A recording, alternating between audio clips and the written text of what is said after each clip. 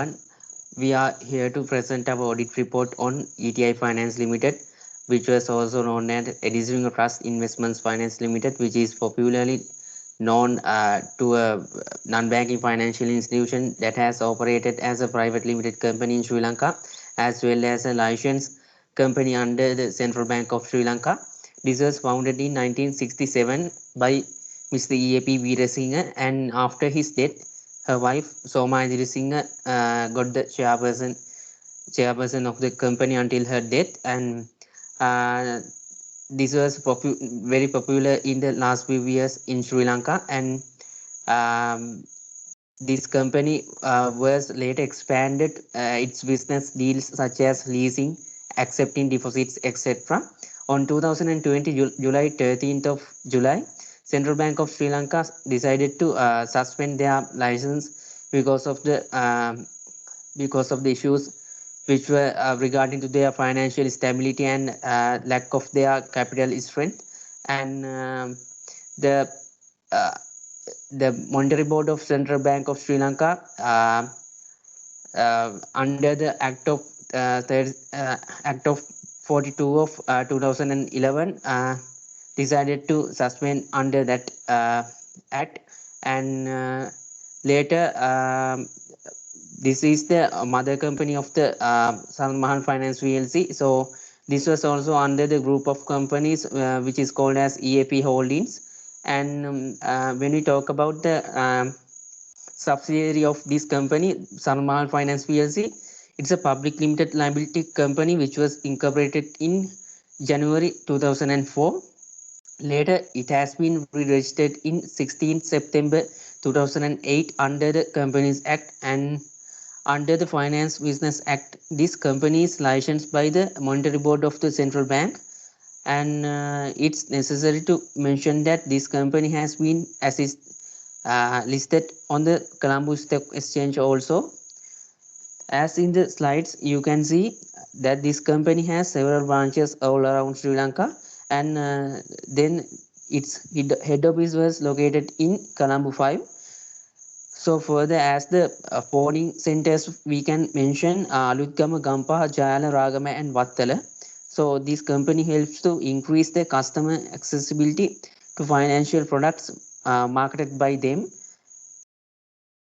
Further, Jeeva Kedirisinghe is the chairman was the chairman of this company, and he headed the director board. So Nala Kedirisinghe, Deepa Kedirisinghe, Asanka Kedirisinghe, Sunil Abhiratna, Samira Ganegoda, and Ajit Veerasinghe can be mentioned as the board members who were there in that time. And gold services, leasing, hire purchase, personal loans, mortgage loans, and mobilization of fixed and saving deposits are the main services provided by them. Now I invite Nizal to continue the presentation. So he will explain about the performance and the assets base of the company.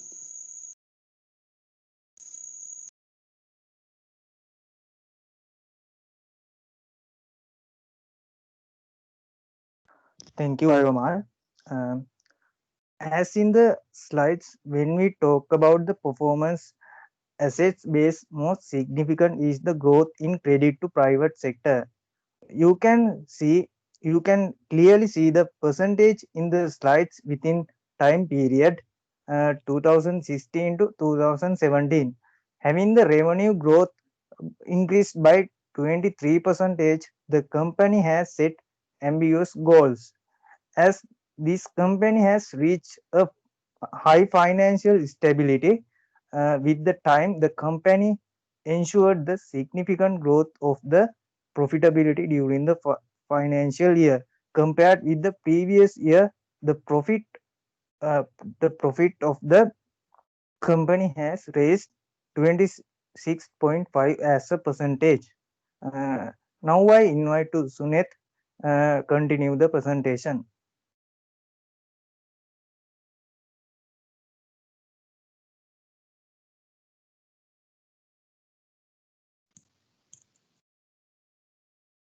Thank you, Nisal. Here in the slide, you can clearly see the total operation income has risen in the 2017 compared with 2016.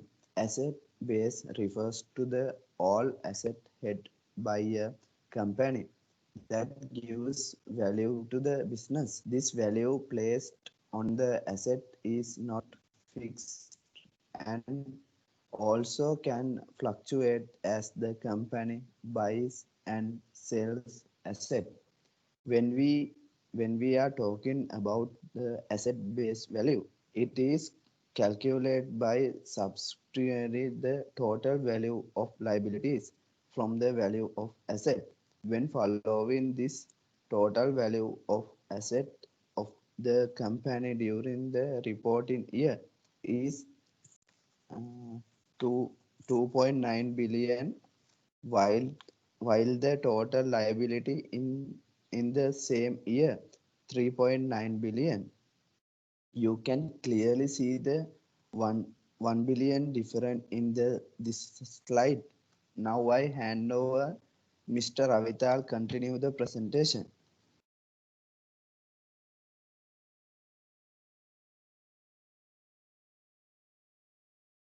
Thank you, Sunit.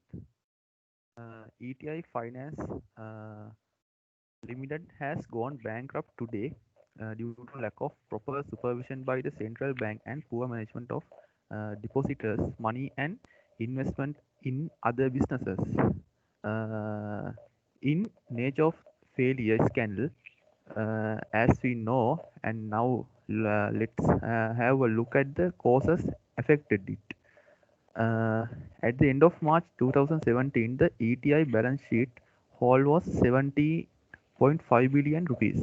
6 years ago, the company's uh, net worth stood at 454 million rupees. It owns 19%, 90% of the listed Swarna Mahal Financial Services and has a book value of 1 billion. However, Swarna Mahal has assets worth 495 million rupees in ETI books. ETI's financial statements feed with the register of companies are not consolidated.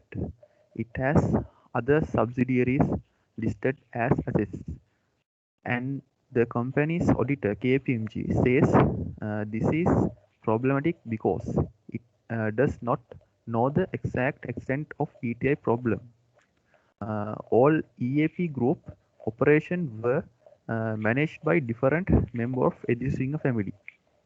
The firewall was down, leading to numerous intergroups loans, multi-names assets, indicate book storage, and audit delays.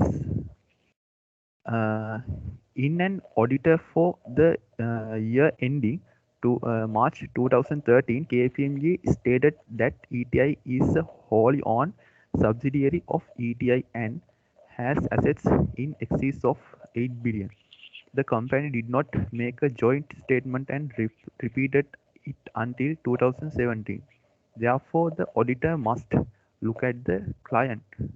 Uh, it was a mistake because it was their responsibility. So I invited to continue this presentation to Janit.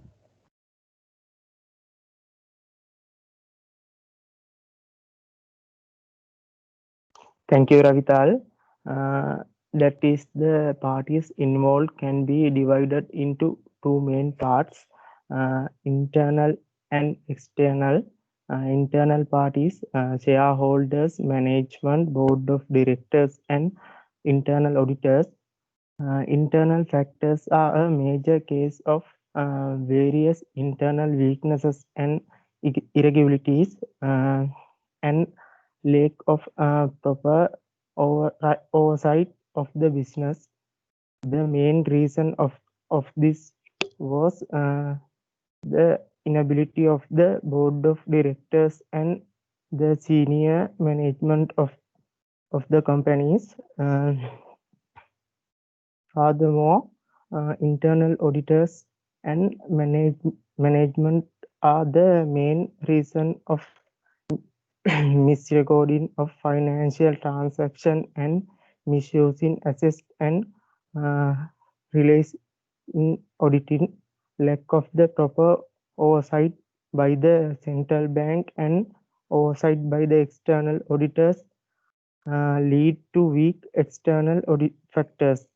Thank you. Now I invite to Vikum continue the presentation.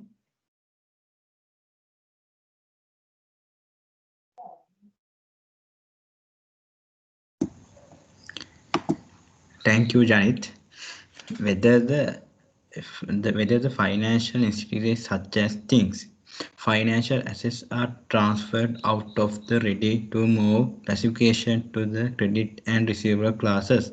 Financial assets are remained at their reasonable residue on the date of reclassification. For financial assets remain out of the ready-to-move classification into advance and reasonable and increase for misfortune on those assets.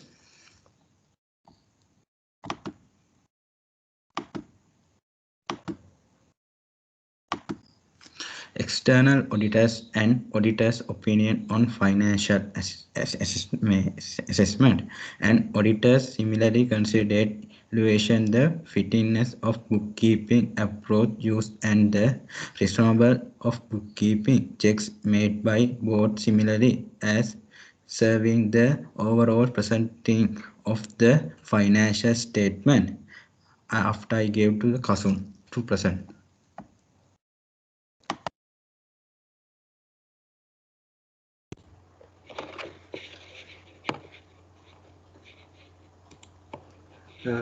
Thank you, Viku. Now I'm going to explain you about the breach of auditor's responsibilities. In here, we must firstly explain about what are the auditor's responsibilities. In here, we have mentioned that auditor's responsibilities. The first one is to identify and assess the risk of material misstatement of the financial statement due to fraud. In here, the main objective is to identify and appropriately assess the risk of material misstatement, and the second one is to obtain sufficient audit evidence regarding to the assessed risk of material misstatement due to fraud.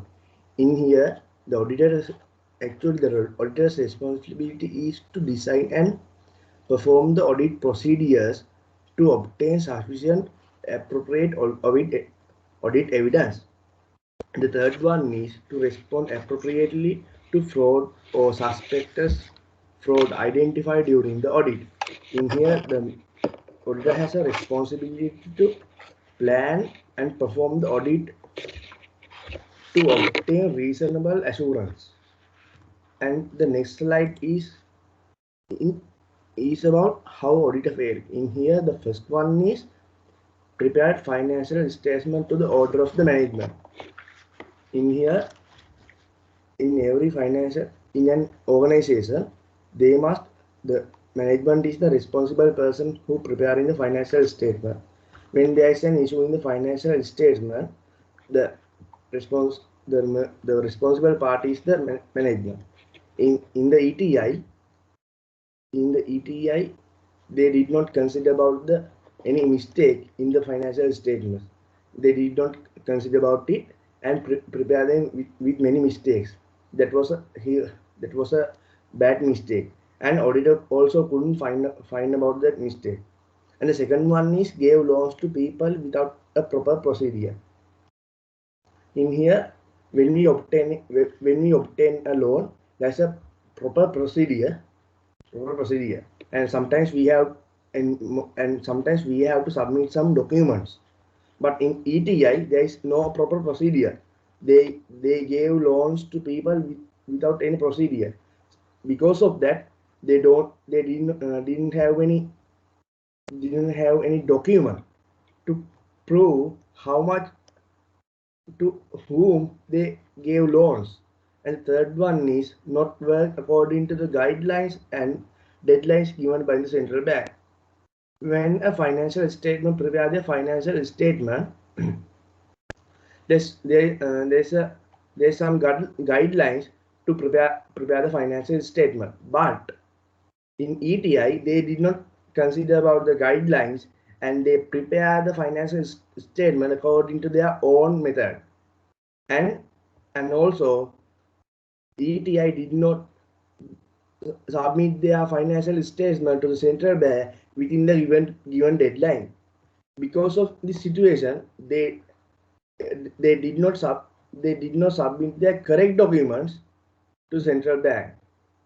And the fourth one is change the profit amount of the financial statement to reduce the amount of loss.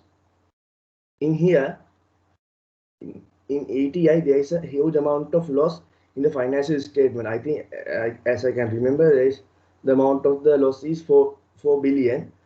To reduce this 4 billion amount, the ETI management increase the amount of the assets in the financial statement. So because of that, they can decrease the amount of the loss.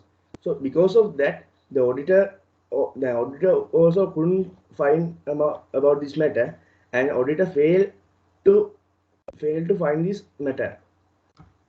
And this is the end of our presentation, and thank you very much for giving us this opportunity to present this presentation. Thank you very much.